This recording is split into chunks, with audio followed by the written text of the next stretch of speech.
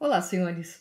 Hoje daremos prosseguimento ao estudo dos princípios constitucionais e o Código de Defesa do Consumidor. Por enquanto não farei menção à medida provisória aprovada, a 948, mas logo teremos que tratar do assunto, tá ok? Retornando, nós tínhamos já visto a questão da soberania, até foi feito um podcast a respeito do assunto e paramos no piso vital mínimo, que é a manifestação da dignidade da pessoa humana no contorno consumerista. Agora vamos para o princípio da liberdade. Quando a gente fala em liberdade, obviamente que aqui não está na seara do direito constitucional, tratando da liberdade como um todo, e sim da liberdade de contratar. Então, aqui dentro do direito consumidor, a gente conforma o princípio à sua destinação. Aqui, portanto, nós estamos tratando a chamada liberdade de contratar. Ora, é visto e sabido que dentro do direito do consumidor, os contratos eles vêm, são contratos de adesão ou unilaterais, eles provêm daquele que forneceu, daquele que produziu, portanto já tem um conteúdo pré-expresso e do qual a gente não pode, os senhores não podem, nem que queiram trabalhar grandes questões. Na verdade tem ali o espaço para o nome, um documento, uma forma de pagamento e acabou, né? O restante já está pré-pronto, tabulado, as condições gerais, as específicas, e os senhores pouco podem convencionar. Aí vocês poderiam me perguntar, então, o que é essa liberdade como princípio constitucional? Ela não existe. Ela existe sim. Ninguém pode me obrigar a contratar da empresa X ou Y, sou eu que escolho. Então entendam, essa liberdade, em termos de direito consumerista, ela é bem reduzida, porque ela é uma liberdade de aderir, né? Não fica distrito só isso, estou aderindo à compra do consumo do produto X ou do produto Y. Se eu preciso de um ferro de passar, eu vou escolher dentre as marcas existentes. A necessidade eu tenho. E esse valor e todas as informações, tudo já vem ali embutido. Portanto, a minha liberdade é a liberdade de contratar. Ninguém pode me obrigar a contratar algo se eu não quiser. Por outro lado, eu não tenho a liberdade de discutir as cláusulas pré-impressas, que é essa questão que vai levar mais adiante a gente discutir a esfera contratual dentro do direito do consumidor, né? Até porque não é que ela é imposta, né? Existe toda uma ingerência, um dirigismo no estabelecimento do contrato. Portanto, haverá que existir aí toda uma interpretação que permita ao consumidor sentir-se menos invadido. Portanto, liberdade nós temos sim. O senhor pode se dirigir a um supermercado e ali consumir o produto A ou B, ninguém pode lhe dirigir o consumo, então o senhor tem que consumir obrigatoriamente essa bolacha, essa marca de arroz, aquela marca de feijão, não. O que pode existir são publicidades na tentativa de vender melhor uma marca ou outra se tivéssemos uma situação de normalidade, tá? Inclusive a gente tem visto essas impropriedades, né? A situação pela qual passamos é uma e as publicidades continuam de hotéis, de coisas que deveria ter um pouquinho de bom senso ali, mas isso daí não nos diz respeito. Estamos vendendo um consumo que não pode ser feito no momento, né? É o chamado desperdício da verve publicitária, mas são contratos, né? E esse é um problema dos contratantes e dos contratados, não do consumidor. Para o consumidor, o que vale? Olha, eu quero comprar uma camisa, tá? Eu quero comprar uma camisa, eu escolho a marca, verifico aquilo que o meu bom gosto, e aqui a gente está falando disso, pode comprar ou não, né? A não ser que você queira utilizar uma marca aí genérica, como se diz usualmente, ou falsificada, né? Então aí você vai vestir Nike, vai vestir Dalina, vai vestir algo parecido com isso, né? Tem aqueles que não se preocupam tanto com isso e vai comprar uma roupa que lhe satisfaça, que lhe faça bem. A gente sempre tem a carteira conforme o gosto que nos é peculiar. Mas a liberdade de contratar está nisso. Eu não preciso me endividar. O bem de consumo está à venda. Perfeito. Eu não sou obrigado a consumi-lo. É essa questão que precisa ser melhor depurada. Não adianta jogar essa responsabilidade para o fornecedor, porque não é. É de uma educação para o consumo que ainda está bem aquém de existir no Brasil. Né? Ao contrário, como você vive numa sociedade de imagem, muitas vezes exige-se uma camisa de marca, uma caneta fantástica, um veículo do ano. Para quê? Né? se essa parada nos permite alguma coisa, é refletir um pouco mais sobre a sociedade de consumo e aquilo que é efetivamente necessário ou não, né? Eu lembro dos meus avós falando assim, você precisa realmente disso? Antes de comprar, precisa. Que é uma questão de precisar, né? Era uma sociedade diferente, gente. Eles vinham de um pós-guerra. Então não havia tantos bens de consumo à escolha. E também não havia grande condição econômico-financeira. Portanto, a questão é o que é prioritário. Qual é a prioridade? E ali se gasta e ali se põe. Tive uma outra pessoa que sempre me indicou, no caso a minha mãe, nunca deu passo maior que a perna. Você tem patrimônio para isso? Compre. Se você não tem, deixe passar numa outra oportunidade, se for possível. E se você ainda quiser, se isso ainda for necessário, você volta e adquire. Portanto, essas pequenas dicas dos nossos idosos ou daquelas pessoas para quem talvez vocês não liguem tanto, elas refletem toda uma cultura e toda uma preocupação que talvez agora as pessoas se apercebam um pouco mais. Não há necessidade de você ter tanto, né?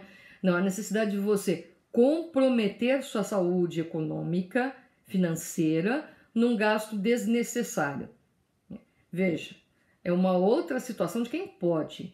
Quem pode está comprando aquilo que pode, fantástico. O nosso probleminha é quem não pode e compra. E aí não adianta dizer eu fui induzido a. Lamento, porque aqui nós temos a liberdade de contratar. Portanto, o que deve ser feito aí é todo o investimento na chamada educação para o consumo. A questão da educação financeira, de como fazer suas contas. Então a preocupação tem que ser outra. Para quem? Para que não haja um superendividamento, que a gente já enfrenta, das classes de menor poder aquisitivo, ou mesmo da classe média, endividando-se para compra de bens de consumo que não estão na categoria dos necessários, mas estão na categoria dos desejáveis, né? Então, como é objeto do desejo, é muito comum você ouvir aquela retórica, já que eu trabalho, não faz mal eu gastar um pouco comigo. Um pouco não faz mal, né? O quanto que é esse pouco? O quanto que ele te compromete? Você tem torque, você tem patrimônio para fazer frente a uma dívida? De quanto? É essa a preocupação. Então, liberdade de contratar? Temos, sim, mas ela é condicionada. E essa condição geralmente passa pelo seu bolso, passa pela sua condição financeira, e aí um pouco mais pelo seu crivo da autonomia. Então, toma cuidado com isso, porque aí sim você tem essa autonomia, né? Você vai lá, você pode comprar uma pasta de dente da marca XYZ. Então, aí é seu critério, né? Você pode comprar um presunto, você pode comprar um presunto Parma, você pode comprar um presunto... É presunto. Ah, Marilena, é diferente. Eu sei que é diferente, mas nem todo mundo sabe. E tem aqueles que eu nem conheço, né? Então, aí é que está a tônica. Eu vou gastar comprando aquilo que eu não... que vai me custar um sacrifício econômico muito grande. É essa a questãozinha que a gente tem sempre que sopesar. E, infelizmente, a educação para o consumo está muito longe de se efetivar, muito embora existam inúmeras iniciativas nesse sentido, de muitas empresas, você vê do Procon, você vê do SESI, do Senac, a tentativa, sobretudo, de falar, olha, cuidado com aquilo que consome, não é para não consumir, mas consuma dentro da sua possibilidade econômico-financeira, senão você deixa de ser um consumidor para ser um devedor. E aí sua linha de crédito vai acabar. Então, tá aí, a liberdade de contratar, ela existe, ela não é condicionada no Brasil, ela é condicionada pela obviedade daquela sua capacidade econômico-financeira, mas que muita gente não sabe, usa o cartão de crédito, paga um cartão de crédito com outro e segue a vida endividando-se por aí, né? Não há um stop vindo do Estado nesse sentido, ou uma legislação proibitiva, ao contrário, né? Toda e qualquer legislação proibitiva do exercício de direitos fundamentais tem que ser muito clara, né? Então, todo e qualquer cerceamento tem que ser muito claro, porque senão a gente vai estar dentro face a um abuso, né? Seja por motivos nobres ou não, não deixa de ser um abuso, tá ok? Então, a liberdade de contratar, todos têm. Outro princípio constitucional que verificamos e passei para os senhores no material já disponibilizado é o chamado princípio da justiça. Aqui falando de justiça como um fim realizável. Dentro desse chamado princípio da justiça, que muita gente nomeia assim, mas tem outras nomenclaturas talvez até muito mais adequadas, a gente encarta todas as garantias processuais conferidas ao consumidor. Inversão do ônus da prova, a questão da hipossuficiência, muitas vezes da gratuidade. Então, nós temos aí uma série de tentativas, a própria manutenção do negócio jurídico, a possibilidade de revisão de cláusula contratual. Nós temos uma série, uma gama de oportunidades, oralidade, que são dadas tanto na esfera processual quanto material, tentando aí reequilibrar um contrato que ab início já é favorável ao fornecedor e, portanto, desfavorável ao consumidor, né? Então, a preocupação aqui, entendam, a justiça é o fim realizável do direito, então é aquilo que a gente almeja. Para isso, nós temos normas são feitas por homens, portanto, são falhas, e estão aí para serem aprimoradas, interpretadas pelos tribunais, na tentativa da realização da justiça. Agora, o Código de Defesa do Consumidor, ele possui uma série de mecanismos facilitadores disso no seu aspecto processual, né? A começar da inversão do ônus da prova, da boa-fé, vocês vão encontrar uma série de coisas, da oralidade, como eu já mencionei, né? A questão da gratuidade, da hipossuficiência. Existe já uma pressuposição de que o contrato ele está desequilibrado. Então, a tentativa do juiz, do judiciário, será sempre a de primeiro, antes de encerrar essa relação jurídica, tentar reequilibrar para verificar se prossegue dentro da normalidade dos negócios jurídicos, porque é essa a principal questão. Então, esse é um princípio que a gente vai estudar mais adiante, quando a gente estudar lá no artigo 6º as garantias processuais fornecidas ao consumidor.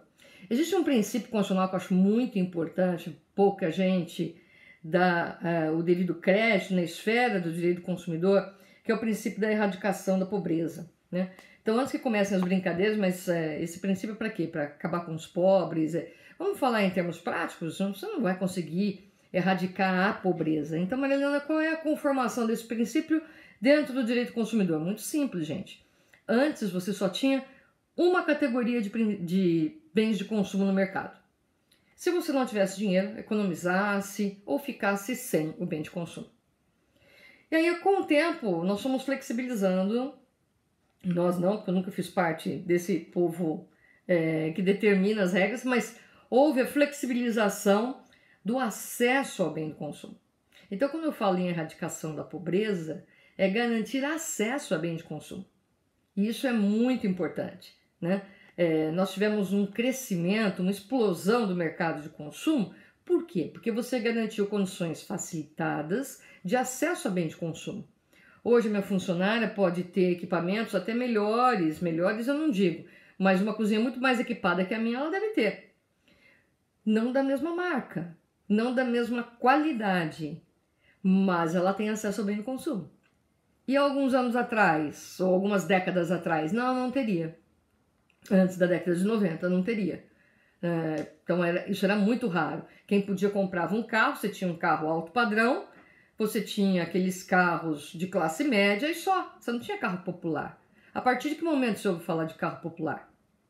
Do Gurgel? A partir de que momento você traz aí o Fiat, você começa a trazer carros, entre aspas, mais populares, mas mesmo assim de difícil acesso? Antes você comprava em 12 ou 24, não era uma coisa assim, ou era à vista 12 e 24, com juros.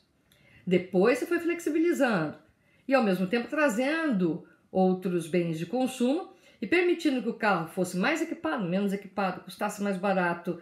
Hoje você tem uma situação, a mesma coisa no celular, em que praticamente todo mundo fica com acesso a um bem de consumo como o celular. Vai depender não só da marca, senhores, e sim da qualidade. Quer dizer, a pessoa pode acessar um celular de que marca? Agora as pessoas não querem mais um celular, elas querem um smartphone. Não é mais um simples celular. Porque todo mundo quer falar no WhatsApp, todo mundo quer acessar o YouTube, quer saber o que está acontecendo. Então, veja que você vai aumentando.